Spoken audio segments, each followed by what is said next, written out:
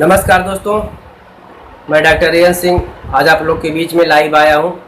आज आप लोग को लो स्पर्म काउंट के बारे में बताऊंगा कि पुरुषों में लो स्पर्म काउंट यानी शुक्राणुओं की कमी कैसे होती है, किन किन कारणों से होती है और शुक्राणुओं की संख्या कितनी होती है।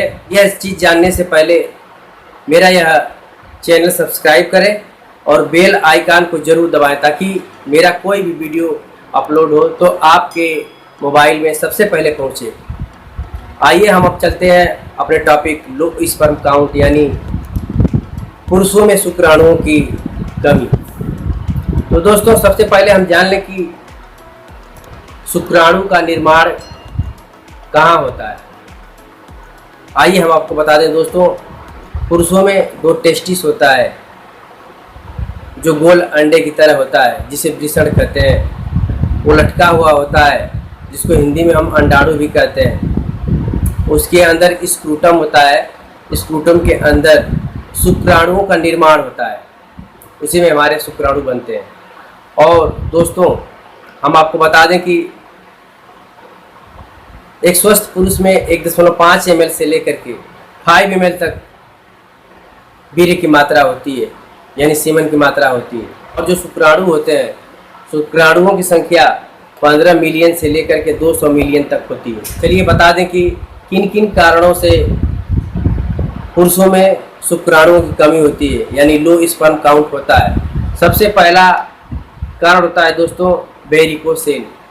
वेरिकोसेल दोस्तों एक ऐसी बीमारी होती है कि जो हमारा टेस्टिस होता है, अक्सर करके लेफ्ट बाएं साइड टेस्टिस के ऊपर यानी अंडाणु के ऊपर की जो नसें होती है वे फूल जाती हैं, सूजन हो जाती हैं और एक गुच्छे की तरह बन जाती हैं और कड़ा हो जाता है। इसके कारण जो होता है कि टेस्टिस में दर्द भी होता है। इस कारण से हमारे टेस्टिस के अंदर के जो शुक्राणु होते हैं वे मर जाते हैं और शुक्राणुओं की संख्या बहुत ही कम हो जाती है। दूसरा होता है दोस्तों, हमारे स्क्रूटम के अंदर किसी भी प्रकार से बैक्टीरियल इन्फेक्शन अगर हो जाए तो हमारे जो स्क्रूटम में शुक्राणु होते हैं बहुत तेज़ी से मरने लगते हैं। इसे हम ऑर्किटिस कहते हैं। एक डिजीज़ होता है, बीमारी ऑर्किटिस, जो कि बैक्टीरियल इन्फेक्शन हो जाता है अंडकोशों में। उसके कारण जो है शुक्राणुओं की संख्या बहुत कम हो जाती है। तीसरा होता है दोस्तों स्वेलिंग। आप देखते होंगे कि किसी कारण से, चोट लगने के कारण से या किसी भी कारण से, दबने के कारण से हमारे अंडकोशों में स्वेलिंग हो जाती है। स्वेलिंग हो जाने के कारण उसमें जो है पानी भर जाता है। इस कारण से भी शुक्राणु कम होने लगते हैं। चौथा आता है दोस्तों ग्लैंड प्रॉब्लम। जैसे कि हम जानते हैं कि हमारे शरीर में ग्रंथि कई प्रकार की होती हैं, जिसमें से एक पिट्यूटरी ग्रंथि होती है जिसे हम पीयूष ग्रंथि भी कहते हैं। ये हमारे दिमाग के साइड में होती है। ये हार्मोन सिक्रेट करती है। अगर हमारे पिट्यूटरी ग्रंथि से हार्मोन का सिक्रेशन सही नहीं होता है तो हमारे अंदर जो चेंजेज होते हैं वो नहीं हो पाते हैं। जब हमारा पिट्यूटरी ग्रंथि हार्मोन सिक्रेशन करता है तो हम वहाँ से सिक्रेशन के बाद हमारे थायराइड ग्रंथि में जाती है। अगर सिक्रेशन जो होता है हार्मोन्स का सही नहीं हो, हमारी ग्रंथि सही न करे, तभी जो है शुक्राणुओं की संख्या घट जाती है। दोस्तों, पाँचवा होता है हार्मोन्स इम्बैलेंस, जिसे हार्मोनल इम्बैलेंस भी कहते हैं। दोस्तों, पुरुष या महिला दोनों में यह हार्मोन्स पाया जाता है। इसके इम्बैलेंस से भी हमारे शरीर में बहुत सी प्रॉब्लम आते हैं। अगर हमारे शरीर में किसी प्रकार की प्रॉब्लम होती है पुरुषों में तो उसका मेन हार्मोन्स जरूर कराना चाहिए, जिसमें मुख्य हार्मोन्स होता है FSH, LH और टेस्टोस्टेरोन। दोस्तों, ये तीनों बहुत ही इम्पोर्टेंट है, लेकिन तीनों में सबसे इम्पोर्टेंट हमारा जो हार्मोन्स होता है मेल हार्मोन्स में टेस्टोस्टेरोन होता है, जो कि हमारे स्क्रूटम में शुक्राणु का निर्माण होता है।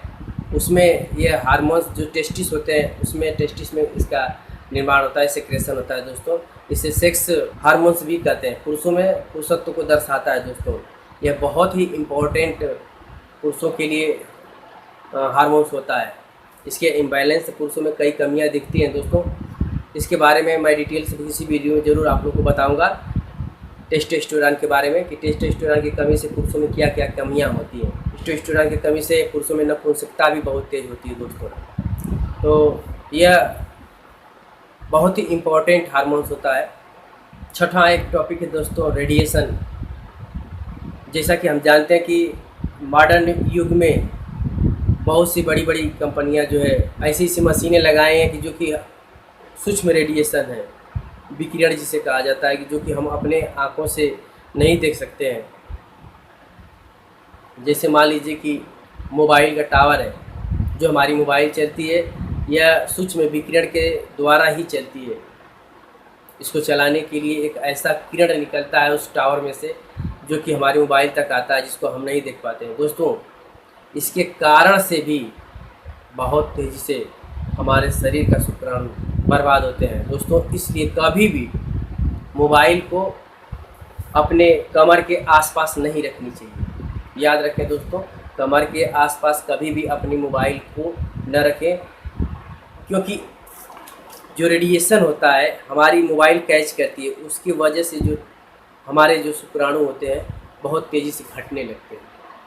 इसलिए मोबाइल को हमेशा अपने से दूर रखें और सोते समय कोशिश करें दोस्तों कि अपने सर के पास न रखें, क्योंकि सर के पास रखने से हमारे सर में भी प्रॉब्लम आने लगती है दोस्तों। और सही तौर पर मायने रखें तो हमारे शरीर के किसी भी अंग को ये नष्ट कर सकती है, ख़राब कर सकती है। जो इसका रेडिएशन होता है वो बहुत ही घातक होता है, सूक्ष्म होता है दोस्तों। सब इससे हमारे शरीर में कैंसर भी बन सकता है या किसी प्रकार की क्रोनिक बीमारी भी बन सकती है। इसलिए मोबाइल को अपने पास ज़्यादा से ज़्यादा समय न रखें और अपने कान के पास से ज़्यादा देर तक रख करके बात न करें। सबसे घातक एक ऐसी मशीन है दोस्तों, जैसे जो कि आप जानते होंगे, एक्सरे मशीन होती है, जो कि एक्स रे किरण को निकालती है। वो बहुत ही खतरनाक किरण होती है दोस्तों।